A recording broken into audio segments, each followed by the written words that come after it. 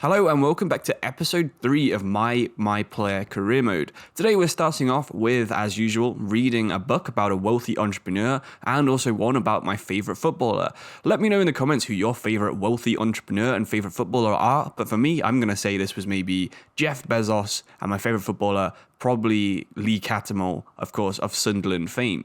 We're starting off with a game against Darmstadt, and we're playing from about the 60th minute, I believe, so a fairly chunky appearance for us in terms of playing for Braunschweig.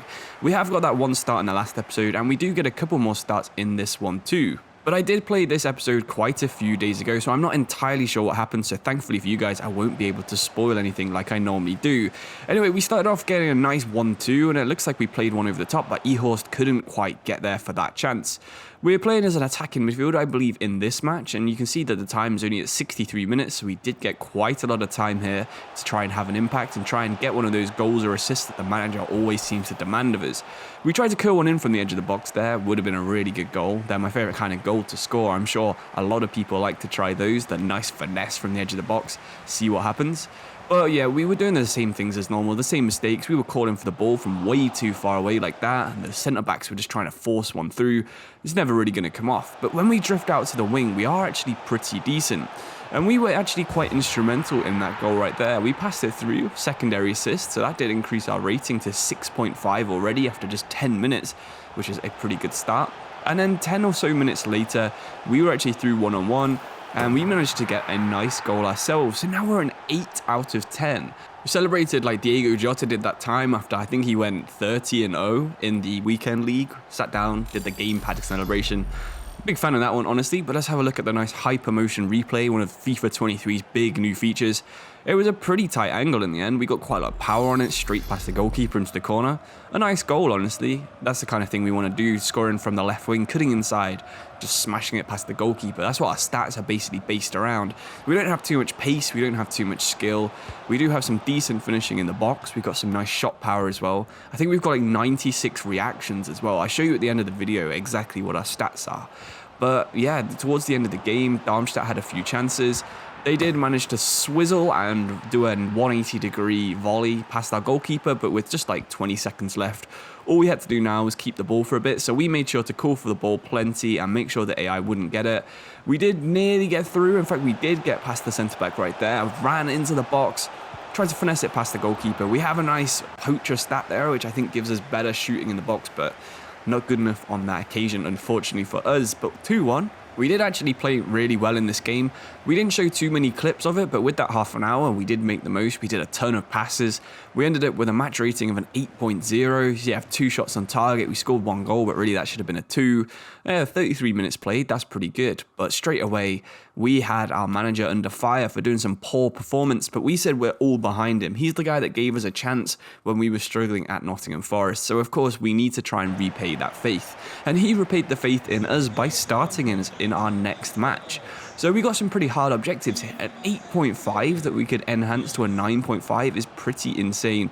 So we just went for the 8.5 and let's see how we get on. So if I remember correctly, there are a lot of goals in this game, and hopefully that's not because of us that we're causing many of them. This first one I don't think we are to blame for. Maybe we could have been on the edge of the box pressing, but you know, it's a good shot straight in the net. That one, decent save from the goalkeeper. We call for it. We try and get the ball on the counter-attack because obviously we are like the best passer on the team. And look at that, we pass it through to Ujar, and he does that thing that he does every single time where he stops and just doesn't keep running despite having quite a lot of pace and a ton of strength. So on the 20th minute, we took things into our own hands. We did try and chip one in. We probably could have done a similar shot to the last match, but the header got rebounded straight to Ujar, who this time was in the right position. So, you know, decent in the end. Not quite what we wanted. I don't like Ujar as a striker. He seems like he plays really in an annoying way. He doesn't like running through on goal, which is annoying, especially when you're an attacking midfielder and you're playing through balls over and over again. You need him to be running onto it. So, you know, Paderborn got a nice goal there. Rebound, goalkeeper was already on the floor. Not really too much he could do about it. We were now trying to get a second equaliser of the game. This time we play through Ujar again. This time he messes up the shot. Really, he's kind of a poor striker. Somehow, despite having nearly 2 assists, we are only on a 6.1 out of 10. We did play him through yet again this time, and finally he does manage to finish and gives us a nice rating boost. We're not quite at that 8.5 that we need, but 6.8 still, it's not too bad, I guess, after all. So with the half about to end, it's the 42nd minute. We were pressing like we always do. We have got quite a lot of stamina as well. But Ehorst would play us through. We would try a power shot, and somehow that was saved. It gave us another rating boost, but really, probably should be scoring that one if we're being totally honest. We were over corners for some reason, which I don't know why, because we haven't actually boosted any of our free kick stats. But, you know, we got a nice another assist right there. Ujar yet again, despite me slagging him off just then. He's gone and scored I think that's his hat-trick actually in the first half, which is, yeah, it's more impressive than anything we've done. So maybe we shouldn't be too harsh on him playing up front in front of us. But Paderborn only need a couple of chances. Everything in the box seems to go in. Even their striker did a nice little Harry Potter trick there, making the ball levitate. But 3-3, it was turning into an absolute goal fest. We're on a 7.5 right now, so we're playing absolutely amazingly. But so is Paderborn. Every time they attack, they seem to score. I mean, right there, we were like the only player from the midfield trying to track back. We were calling for the ball maybe when we shouldn't do in some occasions, like right there. And yeah, that's the kind of thing you can't do when you're playing at a decent level, because it just takes 2 or 3 more passes. You see there, we call from the ball, they do 3 or 4 passes, and it's a goal. 5-3 down, despite us being 3-2 up, so it's absolutely a massive collapse. There was another chance I thought they could have passed it across there, but instead they waited for that one. They would make it 6-3. I mean, our defence is pretty shambolic. It seems like every single shot that goes on target will just go in. The goalkeeper's pretty poor, and the centre-backs don't really like to tackle, intercept, or pass the ball. So overall, not a great combination. We'd get yet another assist, which I believe is the first one from Ujar, the corner, and that one. So that's our 3rd assist in this game, playing really, really well. But, you know, it doesn't matter when your defence can't keep the ball out the net. No matter how many shots we get on target, how many crosses we put in like that, which, you know, it could be another goal, 4th assist, we're still only going to be on an 8.1 unless, you know, the defence can actually keep the win. If we've got 4 assists and we're winning 4-0, we're going to be on like a 9 out of 10. See some good strength there from Ball, which was pretty decent. Ujar should have got a 4th goal. But yeah, like I said at the start, he's not the best striker in the world. And it was actually going to end 4-6. So that's probably definitely going to be the highest scoring match of the season. One we started and one we got 3 assists from. We got an 8.3. We only had 1 shot on target. We probably should have scored it as well, let's be honest. But yeah, a 6-4 game. I mean, we won Player of the Month, and that's why we've given ourselves an inform on the thumbnail as well, if you're wondering where that came from. It's because we're Player of the Month. We did get a goal and assist in the first match, and then in this match, we got 3 assists. So maybe Ujar probably should have deserved it as well, but for consistency in that week, we were absolutely on fire. Now we're playing against the Zebras. I think they're known as Magdeburg. They have Attic. They had a nice big tifo of him right there, so I guess he's their best player. But yet again, we're starting, and we have 3 objectives in this one. 2 goals and assists, avoid a loss, and also get a match rating of 8.5. We chose to enhance the avoid a loss to make it only win. So, you know, we are going for the win in this one. We did perform quite well, and it looks like we're starting off in a pretty good way right there. I mean, that was some nice passing play between me, Ujar, and also Ehorst. We were on another corner, which, you know, I don't know why we're on these corners, but it is just a nice opportunity for us to get some secondary assists in that case, but a lot of assists in other cases. So it's going to boost our ratings being on corners. If we can keep chipping them in with that kind of accuracy, it's looking really good. I thought we made a nice run off here. The Ujar was open in the middle, so we did try and get the ball across, and he just couldn't quite win the header, despite being quite strong, quite tall. Yeah, like I've said several times, he's not the best striker. So when we're trying to provide chances, it's always going to be to either Ehorst or Lauenbach, I think the other one is. We did a nice 1-2 with Lauenbach right there, got through on the box and only hit the crossbar. I mean, with our boosted finishing in the box, I think it gives us around 80 finishing. And we need to be scoring some more of these one-on-ones because we are absolutely messing up right now. Speaking of messing up, we continue to bring the goalkeeper out way past when we should have stopped calling him out. And it just got pulled back, and Kwarteng would manage to get an own goal there, I believe. It came off our centre-back, counted as an own goal. So, yeah, that was probably our fault for bringing the goalkeeper out, but we did just want to try and win the ball and do a nice counter-attack with one of his throws. But look at this passing move right here. That was insane. I really liked it. Again, we were one-on-one, and we definitely should have had a goal there. I mean, at least one of those 2 should have gone in, but, you know, we can't win them all. The ball would then get played all the way out wide. We called for it, but the cross was poor. And that man Ujar, yet again, was in the exact right place to smash one in.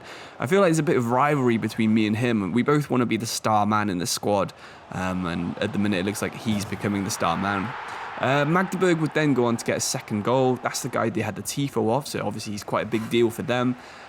Me and Ujar were trying to link up, but then he would refuse to pass me the ball. You know, normal stuff. We would do a nice crossfield ball to him, though. He would then head it down, and I think Lauenbach would get a nice finesse shot.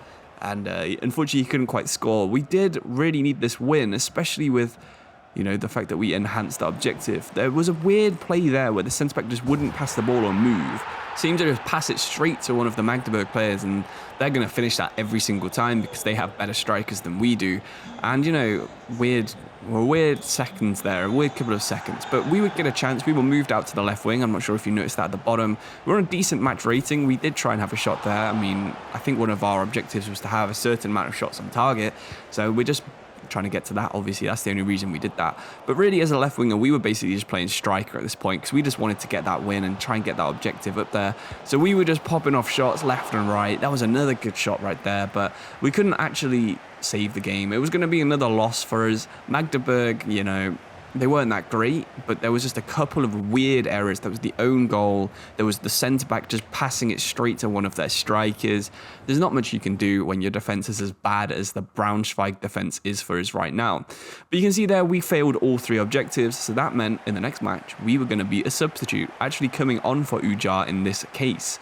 So that means we're probably going to be playing a left striker, but we got a nice set of easy targets right here. I mean, 45% dribble accuracy or whatever, that's fairly easy one for us to do. It wouldn't take more than 1 or 2 minutes for us to get our first chance. And honestly, that's probably my favourite goal we've scored so far. The ball just came straight across. That's definitely not one of my favourite celebrations so far. But the cross would come straight to us and we would just straight up volley it in. I mean, what a good start that is. We came on the pitch like 2 minutes before that and they just straight away just crossed it straight at us. This was another chance. We just fully outpaced their defence, one-on-one yet again, and we managed to mess it up. Again, maybe we could boost our finishing. Maybe we could get a trait that gives us better finesse shots or something. But overall, yeah, we're not doing too well when it comes to one-on-ones. We were good at providing chances like that. Nice 1-2. Yet again, another one-on-one that would be saved really well by their goalkeeper. I thought we should have maybe had 5 or 6 more goals than we have in this episode so far. I mean, let me know if you've got any techniques for how you guys like to shoot when you're in the box or get finesse shots off or beat the goalkeeper. I mean, well, I wish their goalkeeper was doing stuff like that. You know, the diving header would be make things a bit easier for me if their goalkeepers were as crazy as mine is. But we were pressing back now. I mean, good interception, good block from us right there. They would have the chance here just to score it right at the end. But this time, goalkeeper made a crazy good save. And we were actually the difference makers in that one. We scored that volley, and that was the volley that meant we won 1-0. That's going to be worth man of the match, in my opinion. And I think it was worth more than the 7.5 we told the manager we would try and get. Yes, 8.3. 3 shots on target. We probably should have scored all 3 and got a hat-trick. But, you know, you can't score every single shot on target that you have. Now it was time for Christmas. As we enter January, we decide to do a nice charity party right there, of course. We're a nice guy, Harry Ball, he likes charity. Maybe it was the animal shelter that he did earlier in the episode. And then he also requested a wage increase. Maybe the boss, you know, funded his charity. The boss was like, yeah, we'll give you a wage increase. A nice little backhander. And also to finish off, he celebrated Christmas by building a swimming pool. And he hired a personal chef just to cook his Christmas turkey the way that he likes. But thank you all for watching this episode. We couldn't quite afford that yoga coach, unfortunately, but we did order a nice suit. Maybe it was a Christmas suit, a nice red one with some fur on it. And we started a nice clothing brand. But thank you all for watching. I'll see you soon for another video. Thank you and goodbye.